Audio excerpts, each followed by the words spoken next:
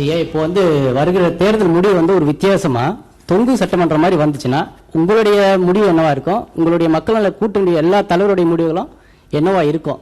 அதை நாங்கள் எப்படி எதிர்பார்க்கலாம்? இப்படி ஒரு சூழல் அமைவது ஜனநாயகத்திற்கு நல்லதுன்னு தான் நினைக்கிறேன். ஏன்னா ஒற்றை கட்சி ஒரு கட்சி ஆட்சி முறைங்கிறது ஒரு சர்வ அதிகாரத்தை ஒரு புள்ளியிலே குவிப்பதற்கு ஏதுவாக அமைகிறது. அதனால்தான் விடுதலை சிறுத்தைகள் சார்பில் ஒரு கருத்தியலை முன்மொழிந்தோம். அதாவது வெறும் கோரிக்கை அல்ல, இது கோட்பாடுன்னு, கூட்டணி ஆட்சி அப்படிங்கிற கருத்து. அப்ப நான் சொன்ன ஒரு கட்சி ஆட்சி முறை உதிர வேண்டும், கூட்டணி ஆட்சி முறை மலர வேண்டும். அதுதான் விடுதலை சிறுத்தைகள் முன்வைத்த முழக்கம்.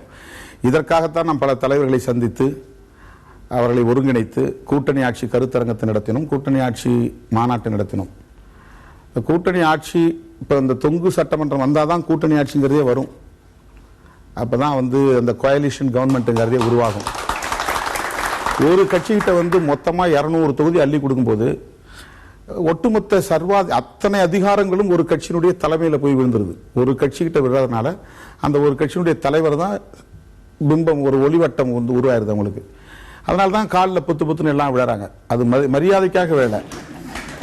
இந்த காலில் விழுகிற இந்த கலாச்சாரம் என்பது அரசியலில் ஏன் நிகழ்ந்தது என்றால் இந்த ஒற்றை கட்சி ஆட்சி முறையால் தான், ஒரு கட்சி ஆட்சி முறையால் தான். ஒரு தனி மனிதர் நம்மள மாதிரி சராசரியான ஆட்கள் தான், ஆனா அவங்க ஒரு ஒளிவட்டம் உள்ளவர்களாக மாறுவதற்கு காரணமே அந்த அதிகாரம் குவிந்து கிடப்பதுதான். அந்த அதிகாரம் குவிந்து கிடப்பதனால இப்படிப்பட்ட ஒரு நிலை உருவாகிறது. இதை அதிகார பகிர்வுங்கிறது தான் ஜனநாயகத்தில் முக்கியமானது. அதான் நான் சொல்ல வரேன், டீசென்ட்ரலைசேஷன் ஆஃப் பவர் அப்படிங்கறதா ரியல் டெமோக்ரஸி. ஒரு தனி சமூகமோ ஒரு தனி கட்சியோ ஆட்சி அதிகாரத்தை கையில் வச்சிருக்கும் போது அவங்க எல்லா ஆதிக்கத்தையும் ஒடுக்குமுறையையும் ஏவறாங்க. அப்போ விளிம்பு நிலை சமூகத்திற்கு அதிகார பகிர்வு வேண்டும். அப்ப விளிம்பு நிலை சமூகத்திற்கு அதிகார பகிர்வு வேண்டும்னா மார்ஜினலைஸ்டு செக்ஷன்ஸ், அதுக்கு கூட்டணி ஆட்சி முறை வேணும். அப்ப இவர் கேட்கறது ஒருவேளை தொங்கு சட்டமன்றம் வரும்.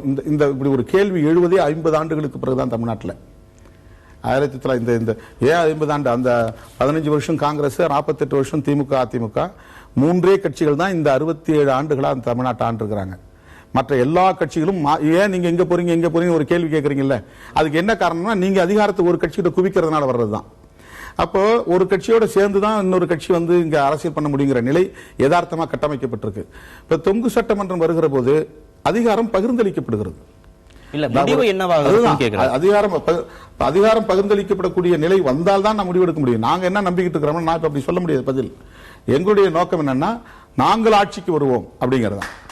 நாங்கள் ஆட்சிக்கு வருவோம். இல்ல அதிமுகவோட திமுகவோட கூட்டணி அமைக்க வேண்டிய ஒரு நிர்பந்தம், கூட்டணி ஆட்சி அமைக்க வேண்டிய நிர்பந்தம் வந்தால் நீங்க அந்த முடிவு எடுப்பீங்களா அப்படிங்கறத வரக்கூடாதுங்கிறது என்னுடைய கருத்து.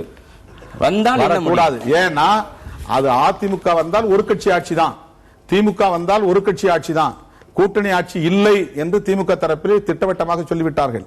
அதிமுக தரப்பில் அந்த பேச்சுக்கே இடமில்லை. ஆனால் மக்கள் நல கூட்டணி தேமுதிக தமாக இணைந்திருக்கிற இந்த வெற்றி கூட்டணி ஆட்சியை ஒரு கொள்கையாக ஏற்றுக்கொண்டிருக்கிறது. எனவே தொங்கு சட்டமன்றம் உருவாகாது என்கிற நம்பிக்கை எங்களுக்கு இருக்கிறது.